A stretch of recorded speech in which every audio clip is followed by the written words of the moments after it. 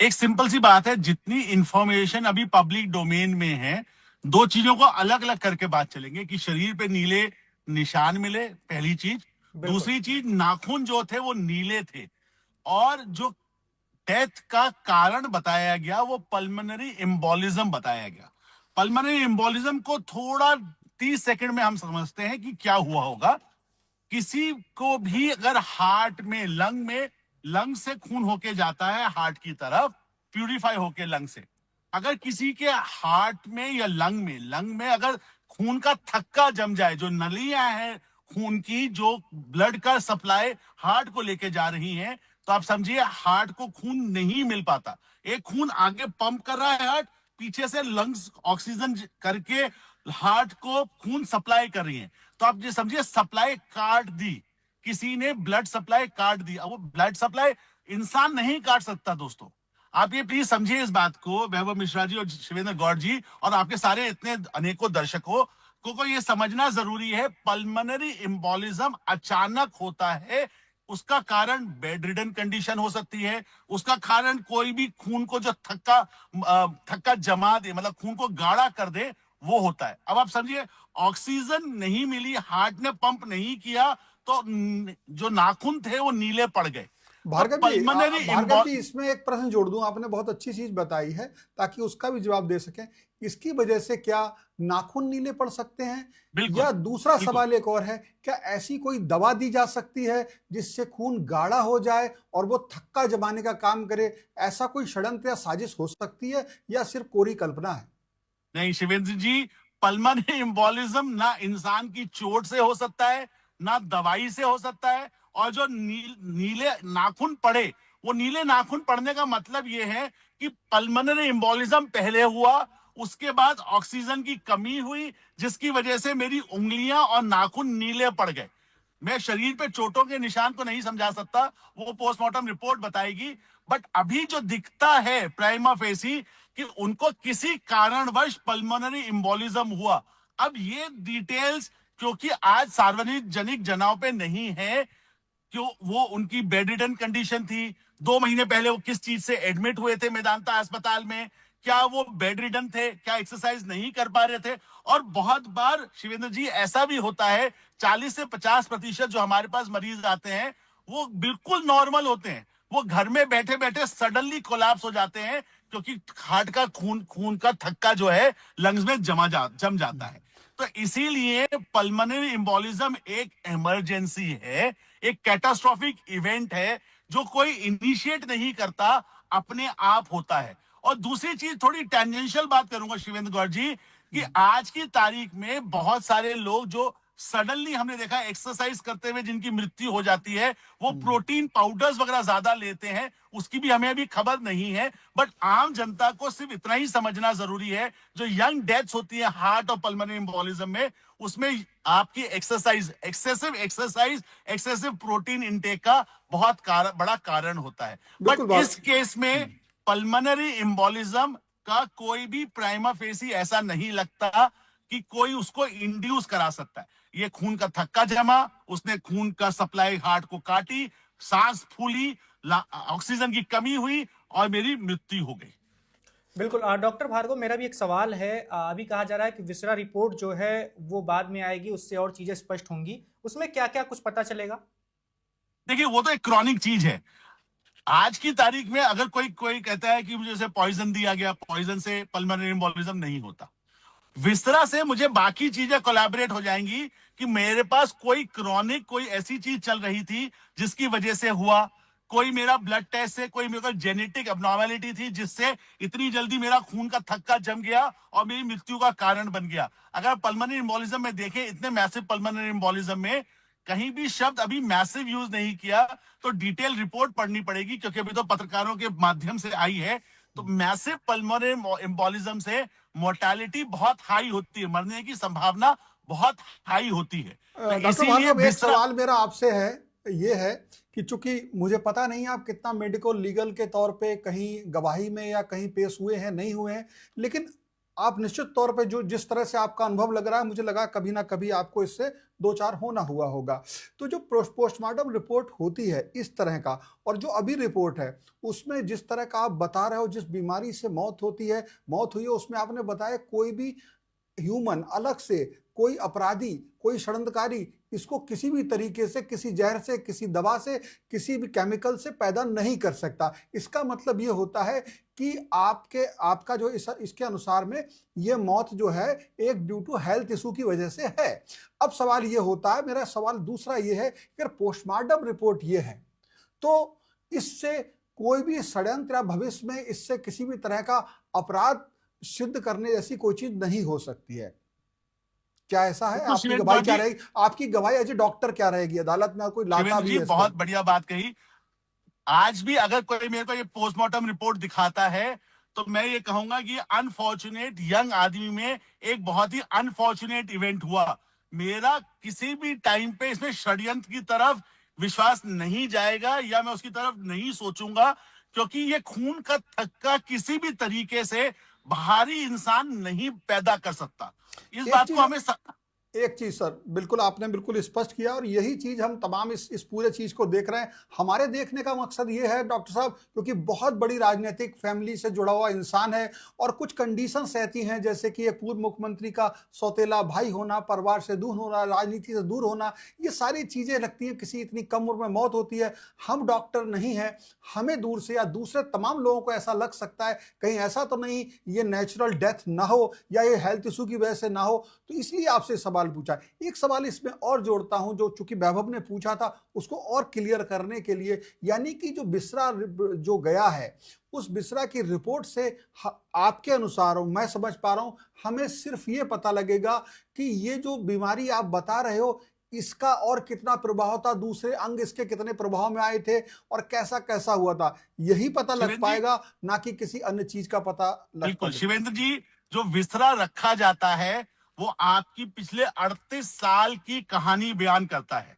जी। मैं इतना उस विसरा से और उस ब्लड के सैंपल से पिछले 38 साल में आदमी ने क्या क्या किया, क्या क्या जेनेटिक टेस्टिंग की जरूरत है उसको या नहीं है, इस बारे में बात की जा सकती है, ताकि कोई परिवार के उनके लोगों को, जो बाकी लोग हैं, उनमें ऐसी आकस्मिक मृत्यु की खबर ना हो, इस पे ध्यान दिया जा सकता है।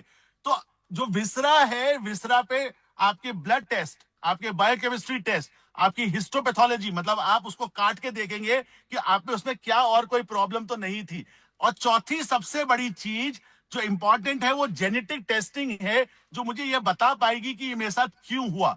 अगर हम उतनी डेप्थ में जाते हैं शिवेंद्र जी, तो सिर्फ और सिर्फ अगर मैं डॉक्टरी की तरफ से देखूं, मैं आपकी बात को समझता हूं कि पारिवारिक समस्याएं और समाज बहुत बड़ा चीज है और जिस प्रकार से पॉलिटिकल स्ट्रॉम आने वाला है इस चीज को लेके, बट अगर मैं सिर्फ डॉक्टरी तक अपने आप को सीमित रखता हूं तो ये चार चीजों से मुझे आगे की प्रिवेंशन, परिवार में आगे की प्रिवेंशन और सच्चाई में ये पता चल पाएगा कि मुझे ये क्लॉट क्यों हुआ।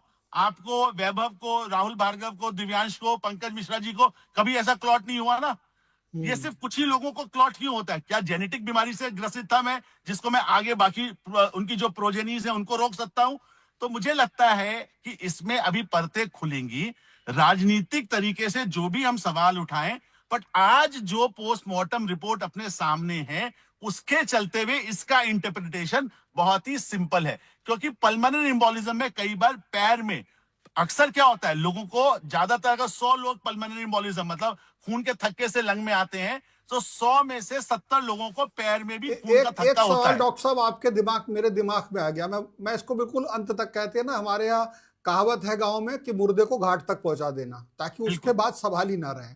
तो मेरा इसमें एक सवाल ये है कि ठीक है, अगर ये रिपोर्ट ठीक है तो जो बिसरा रिपोर्ट है उसमें वही चीजें आएंगी, जेनेटिक बीमारी आएगी, ऐसे हम प्रिकॉशंस ले सकते हैं कि परिवार के दूसरे सदस्यों को इस तरह की बीमारी ना हो, ये सारी चीजें बढ़िया, बहुत ठीक है, बात हो सकती है।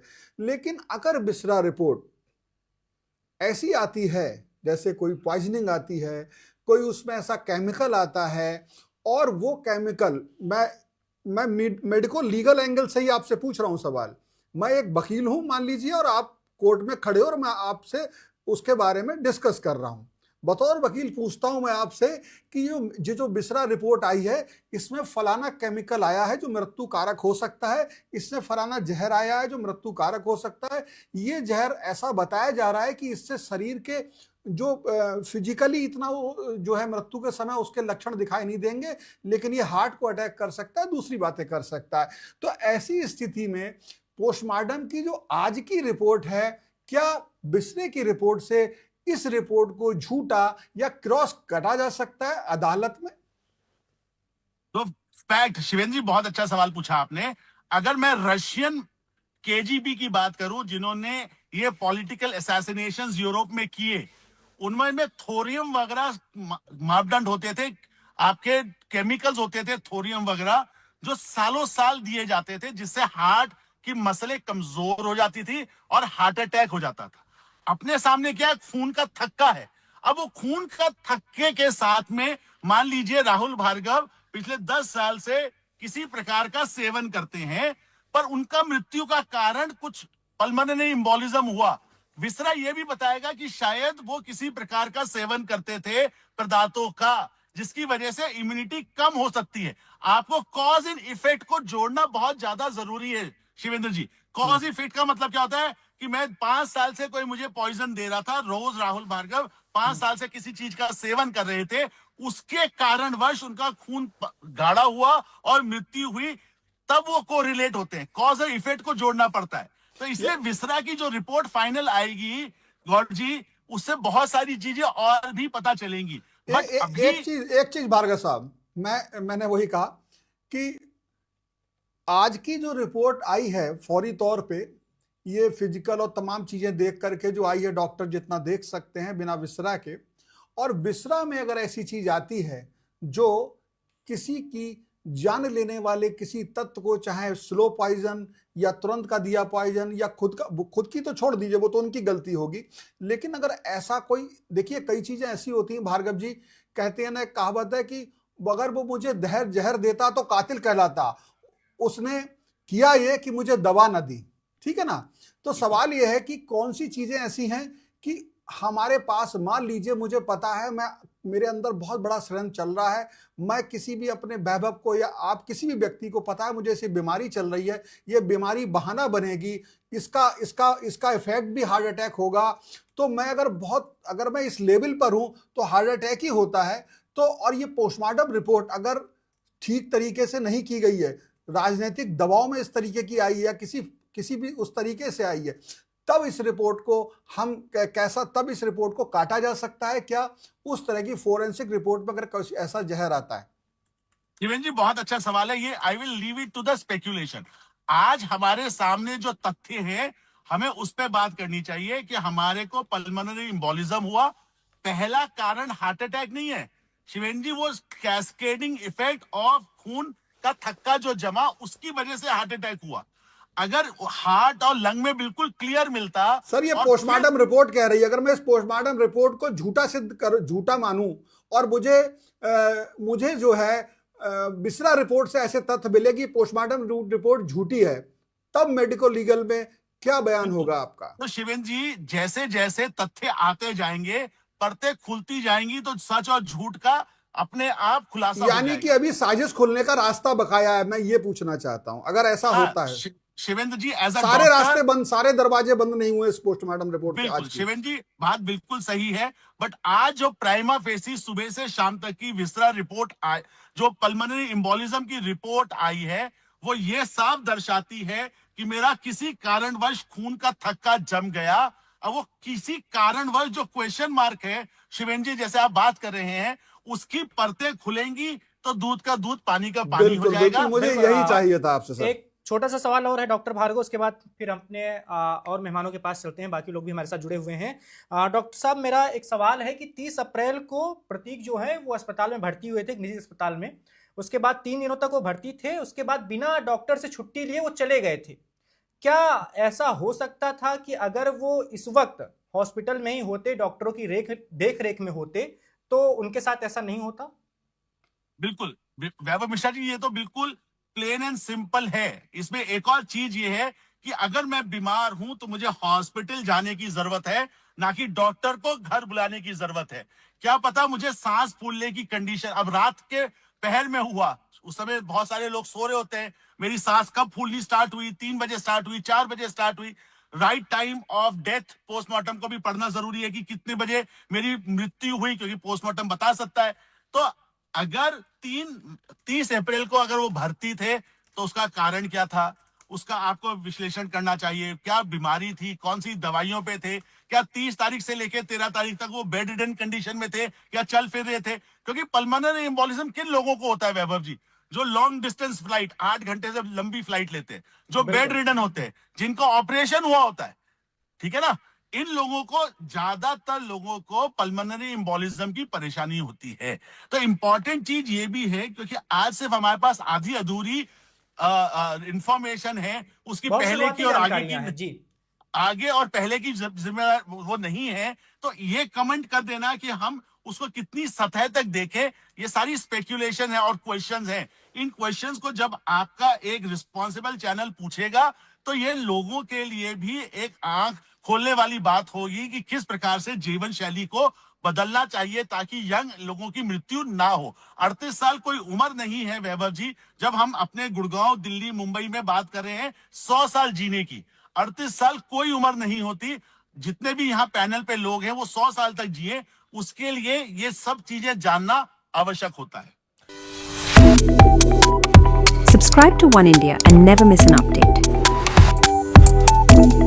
Download the One India app now.